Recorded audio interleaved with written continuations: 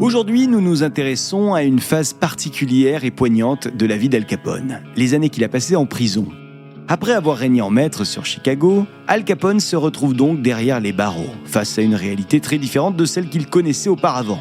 Préparez-vous aujourd'hui à découvrir comment un homme qui a vécu dans le luxe, dans la puissance, va être confronté à une vie de détention marquée par des défis personnels, des rivalités puis des luttes pour maintenir son influence en prison. La Fabrique Audio présente La Petite Histoire. www.lafabriqueaudio.com. Salut tout le monde, bienvenue dans La Petite Histoire. Je suis Florent Mounier, j'ai écrit cette saga Al Capone, Sébastien Girard l'a réalisée. Dans cette saga, nous plongeons au cœur de la vie de l'une des figures les plus emblématiques et controversées de l'histoire criminelle, j'ai nommé Al Capone. Un voyage fascinant dans l'univers du crime organisé. Bienvenue dans La Petite Histoire de la mafia. Saga Al Capone, 5e et dernier épisode, Al Capone en prison.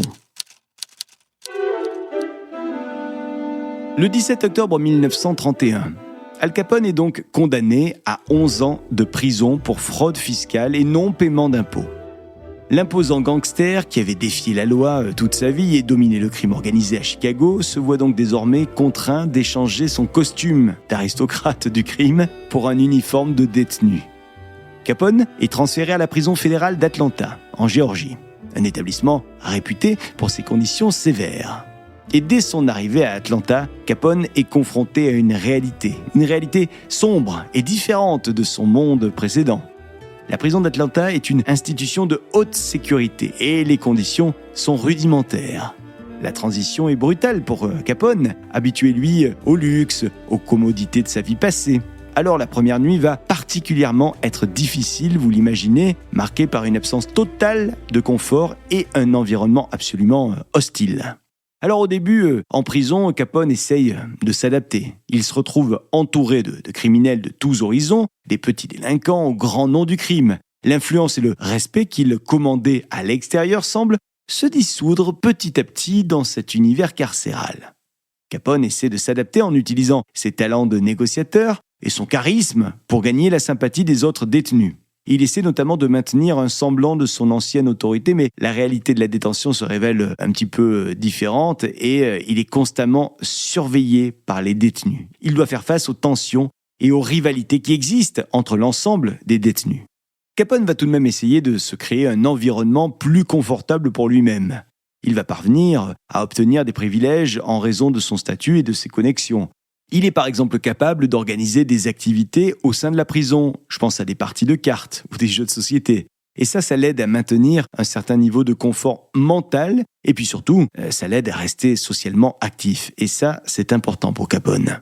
Cependant, son influence est limitée en prison. Les autorités pénitentiaires surveillent de près les activités de Capone et donc ses interactions avec les autres détenus sont observées à la loupe. La santé de Capone va se détériorer rapidement en prison. Capone souffrait déjà de plusieurs problèmes de santé, et là, ces problèmes ont été exacerbés par les conditions de détention difficiles. Dès le début de son incarcération, Capone va être confronté à des problèmes de peau, ainsi que la syphilis dont il souffre depuis longtemps.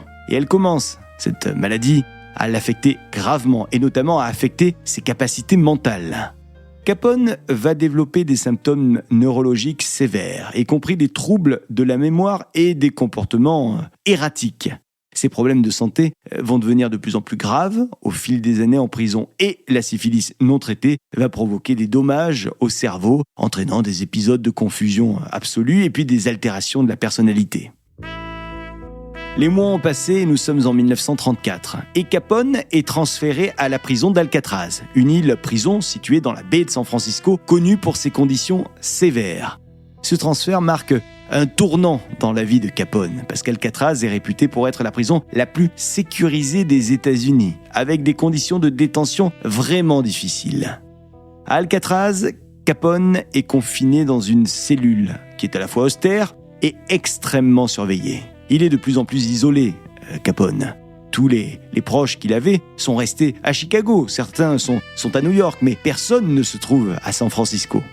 Alors l'isolement social, combiné à des problèmes de santé croissants, affecte profondément l'état mental d'Al Capone.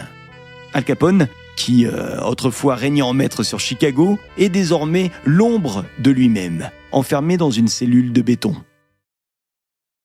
Et ses problèmes neurologiques s'aggravent. La maladie va provoquer chez Capone des délires, des hallucinations et même une incapacité à reconnaître les personnes qui l'entourent. En 1939, après avoir purgé environ 8 années de sa peine, Capone va être libéré, sur parole, en raison de son état de santé dégradé. Capone va retourner en Floride, et c'est là qu'il va passer ses dernières années dans une retraite relative parce que son état de santé continue de se détériorer, et donc il va vivre ses dernières années dans un isolement mental, en tout cas presque complet. Capone va mourir le 25 janvier 1947, à l'âge seulement de 48 ans, des suites des complications liées à sa syphilis et à une pneumonie. La mort de Capone met fin à une saga criminelle qui aura fasciné autant qu'elle aura horrifié les États-Unis pendant des décennies. Voilà pour cette petite histoire de la mafia, saga Al Capone, que j'ai eu le plaisir d'écrire et qui a été réalisée par Sébastien Girard. Si cette saga vous a plu, n'hésitez pas à nous laisser des commentaires sur les réseaux sociaux et sur l'appli de Spotify, ça nous motive pour la suite. On vous rappelle que cette petite histoire est absolument gratuite, donc n'hésitez pas à la partager autour de vous. Vous avez envie qu'on fasse d'autres sagas sur d'autres personnages ? Dites-le nous, faites-nous des propositions, on est preneurs. Et quoi qu'il arrive, on se retrouve dans quelques jours pour une nouvelle petite histoire produite par La Fabrique Audio. Salut. La Fabrique Audio présente La Petite Histoire. Vous souhaitez devenir sponsor de ce podcast ? Contact @lafabriqueaudio.com. Avant de se quitter, je vous rappelle que La Petite Histoire est un podcast de La Fabrique Audio. La Fabrique Audio réalise des podcasts de marque et d'entreprise. Donc si vous cherchez pour vous, pour votre entreprise, pour votre marque, un studio pour faire des podcasts, n'hésitez plus, envoyez-nous un mail, contact@lafabriqueaudio.com, la fabrique avec un K.